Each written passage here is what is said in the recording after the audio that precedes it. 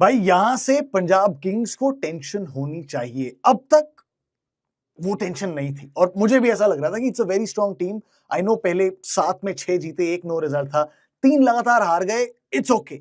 But अब तो tension होनी चाहिए क्योंकि आप 4 लगातार हारे हैं। एक तो वो टेंशन, आई थिंक जो दूसरी बड़ी स्ट्रेस पॉइंट होगी वो ये कि आप पिछले गेम में 200 चेज नहीं कर पाए, इसमें 200 डिफेंड नहीं कर पाए।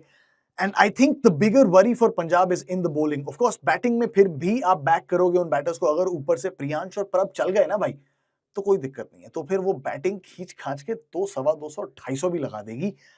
But with the ball Punjab continuously run leak कर रही है। अर्शदीप का दिन अच्छा था अगेंस्ट दिल्ली कैपिटल्स, उनको एक्चुअली विकेट्स मिले और उनकी इकोनॉमी भी अच्छी थी, लेकिन उनके अलावा सभी बॉलर्स ने रन लीक किए हैं यार। और ये अब तो पैटर्न सा बन गया है।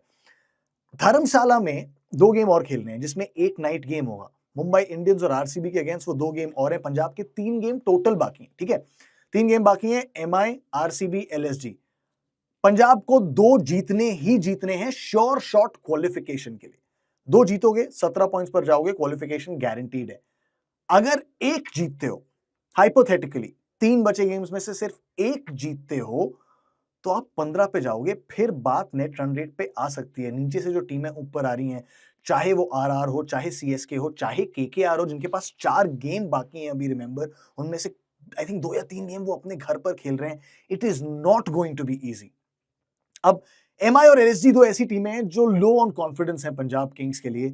लेकिन एमआई के अगेंस्ट आप अपने घर पर यहीं धर्मशाला में एक नाइट गेम खेल रहे हो, जहां शाम आते आते इतनी ड्यू हो जाती है कि बॉल स्लिप्स अराउंड, चेजिंग आसान हो जाती है। आपने देखा डीसी ने क्या कमाल की चेज की, और उस पर आऊंगा मैं। डीसी फैंस, भूला नहीं हूं आपका ये performance, I come to that. But MI वो थ्रेट पोज करेगी। I know MI best of forms में नहीं है, बेस्ट ऑफ कॉन्फिडेंस नहीं है, लेकिन अब उनके पास हारने को कुछ भी नहीं बचा है।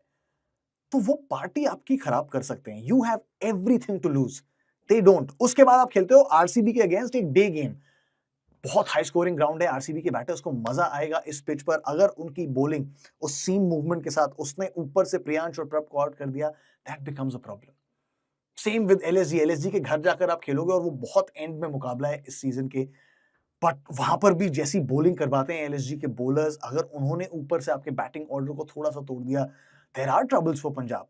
और अब वो उस सिनेरियो में है कि अगला गेम तो जीतना ही जीतना है। यू लूज 5 इन अ रो, फिर बहुत कठिनाई हो जाएगी, क्योंकि फिर तो बचे दोनों गेम्स जीतने ही जीतने हैं।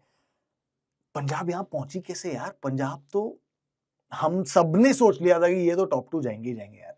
पहले 7 में जो टीम 6 जीत जाए, जिसके 13 पॉइंट हो जाए, जिसके गेम में कमी दिखे ही नहीं। है नो बॉलिंग रन लीक कर रही थी, बट बैटिंग इतनी कमाल की हो रही थी कि आप बैक कर रहे थे कि यार ये तो बड़े आराम से कुछ भी इनको दे दो, ये चेस कर लेंगे। Look at it now. यहां से अगले 3 में 2 जीतने ही जीतने हैं क्वालिफाई करने के लिए। टॉप 2 की तो बात भी नहीं कर रहा मैं।